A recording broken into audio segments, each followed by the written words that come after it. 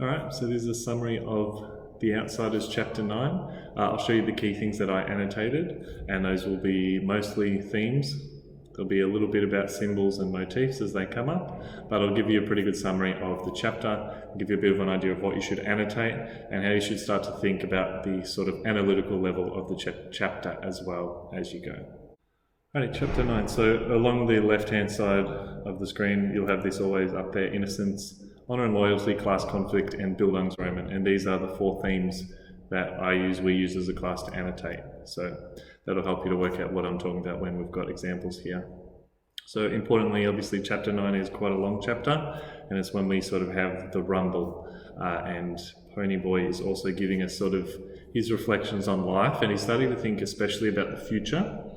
And it's actually very similar to the first chapter where all these new characters are introduced, and he talks about their hair and kind of explains things almost like, I think, like a journalist. So he's kind of describing like, oh, we do this and this is what makes us a gang, and here's what we think and here's what we feel. So quite often in this chapter, he's going between talking about himself and his future, and then also talking about the gang as a whole and what they believe and what he believes about the world. So we've got here, he's talking about, I've got a lot of innocence for almost the opposite of innocence. So as a youngish kid, you probably shouldn't know about, the fact that in a rumble, so in a big gang fight, it's better to wear t-shirts and a jacket. Kind of interferes with your swinging ability. That's probably not something, you would necessarily want your child or a young teenager to know about. So that's in there.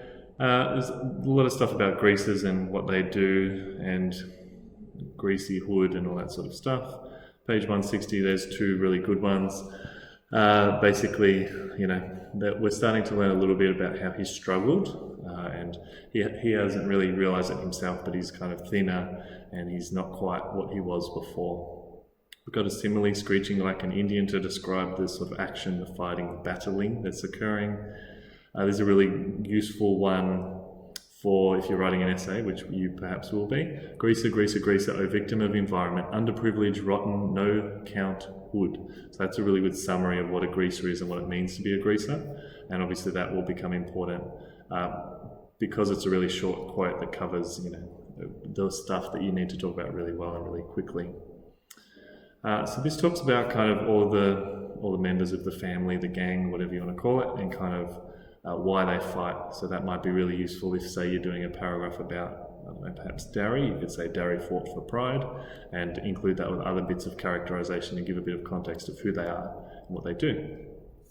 Got a little bit of Bildungsroman, which is German for growing up. So that's actually shorter than the phrase growing up, so that's why we use that. And it makes it sound clever, of course. So this is when we meet Tim Shepherd, and he's characterized there, and we've got young hoods who would grow up to be old hoods. So he's starting to talk about this is where he's thinking about the future and how things will change and how these people will stay what they are, more or less, which is unfortunate to think about. Here we're contrasting the two gangs, and then we jump into the sort of level of education that is suggested as the reason why they're kind of gangs and gang members and they fight and those sort of things, but not always fully described as that. So you might need to connect those up. And this is, again, him starting to he's starting to learn life lessons. Things are dawning on him, like we shouldn't be here, we shouldn't be doing this, and there's better things for us.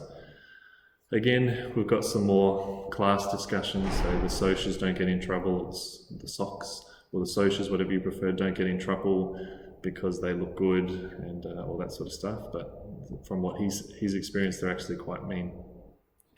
And then again, during the rumble, he kind of notices someone and realizes, oh, okay, this is someone I know, this is a good kid, and they used to be friends. We've got a nice little metaphor here, and Jack London's books is an intertextual reference. I'm not exactly sure about Jack London's books, but I imagine if I Googled those, I could learn a little bit about what that was, and that would make this section a lot richer to me, and it'd be more interesting for me to read. So the wolf pack waiting in silence before a fight. So that's the metaphor, the thing that's being compared. And this is, so he's starting to learn a little bit about the media. Obviously he's been in the paper and he feels quite important for that. But he's found that it doesn't kind of ease the pressure, it doesn't help out. And then again, This is all about they're talking to Johnny. They're still writing, editorials about you, and you're great. So the last thing he says is something that you'd be quite happy to say to someone as they passed off into death, which is what happens here. And the gold motif from the poem "Stay Gold, Pony Boy, Stay Gold" is a very important thing that you'd almost guaranteed to have to use in an essay if you are writing about this section. So that's chapter 9 in a nutshell. Those are the really key annotations, and I hope as I speak, even if you're not listening to me and just copying the annotations, it gives you some sort of a picture of what S.E. Hinton is trying to do here.